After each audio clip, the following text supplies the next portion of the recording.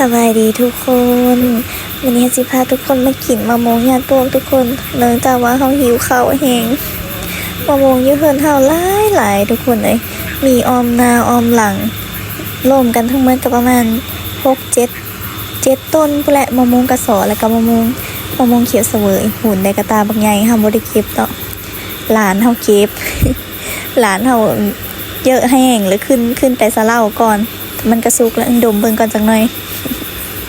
เอาล้างน้ำแล้วก็สีไปตัดหูมาแล้วก็ยัดเข้าใส่ทุกคนคือมะม่วงเขียวเสวย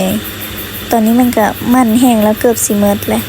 หลายคนมากอะไผเยอะก็ปิดกินเปิ้นก็เอาไปให้หมู่กินนำเบิดเป็นเท่าใดว่าแหละดมเบิ่งจังหน่อยถ้าโชคดีก็สิถืออันตัวหวานทุกคนถ้าส่งให้ก็สิถือตัวส้มแต่ว่าตัวนี้เปิ้นกินหวานนี่มีแมวดำมาเฮ้ยตัวยังวะดำๆนี่ ยังเหลือตัวเดียวทุกคนแมวออลู3ตัวเลยค่ะเจ้าเอาไป2ตัวชิมเบิ่งกับตัวนี้นะหวานโคตรหวานเลยติดใจหรือว่าเป็นน้ำหิวข้าวกับโบโหสงสัยน่าจะหิวข้าวแห้งกันแล้วทุกคนตอนนี้กำลังเฮ็ดกินต้มปลากำลังจะเฮ็ดป่นปลาทุกคนแต่ว่าแบบว่าหิวแห้งก็เลยขอมาห้องทองก่อนยัดเข้าไปในเปิดมันแล้วก็ที่เด็ดของมะม่วงกระสอก็คือนี่แหละทุกคนยัดโบกมะม่วงโคตรแซ่บเลยป๊อกกี้ก็เอาน้ำแข็งใส่มันรอเบิ่งในแก้วเพิ่นปะจนเป็นซีโบเป็นสีน้ำแข็งใสขอกินได้จักหน่อยขอกินไปบ้านนึง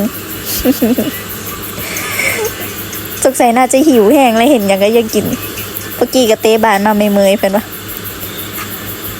มากินน้ำแข็งใสร้อยอย่างนี้แหละ กินไปเบิดมาหนึ่ง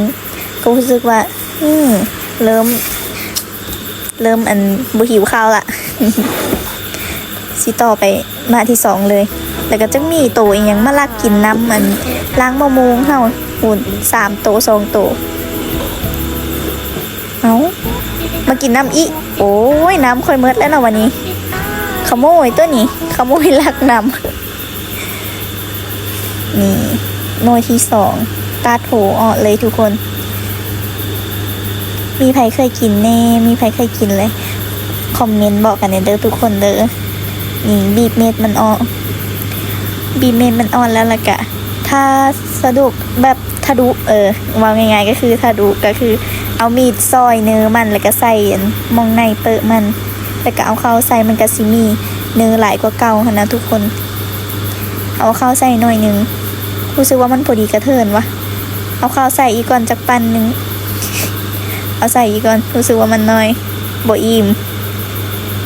ยัดใส่อีกปันนึงเลิศ